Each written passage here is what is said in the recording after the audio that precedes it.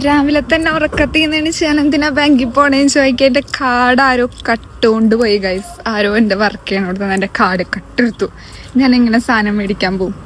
ഞാൻ ഇത് രാത്രിയാണ് അറിഞ്ഞിട്ട് ഞാൻ കാർഡ് ബ്ലോക്ക് ചെയ്ത്. പക്ഷെ എൻ്റെ 10 യൂറോ എടുത്തവര് ഇവിടെ 50 യൂറോ വരെ പിന്നില്ലാണ്ട് പേ ചെയ്യാ.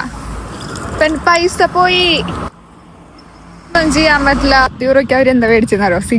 സിഗരറ്റിന്റെ ഓട്ടോമാറ്റിക് മെഷീനിൽ പോയിട്ട് അവര് സിഗരറ്റ് മേടിച്ചു 10 യൂറോ കൊണ്ടുപോയിട്ട് വലിച്ചങ്ങോട്ട് തീർക്കട്ടെ അല്ലേ. കാർഡ് ബ്ലോക്ക് ചെയ്യാൻ വേണ്ടിട്ട് ഞാൻ ബാങ്കിന്റെ ആപ്പിൽ കുറെ കയറി നോക്കിയത് എങ്ങനെ ബ്ലോക്ക് ചെയ്യുന്നു. പക്ഷെ ഒന്നും പറ്റുന്നില്ല. ലാസ്റ്റ് ഞാൻ ChatGPT-നോട് ചോദിച്ചു എങ്ങനെ കാർഡ് ബ്ലോക്ക് ചെയ്യാ, എങ്ങനെ കാർഡ് ബ്ലോക്ക് ചെയ്യാന്ന്.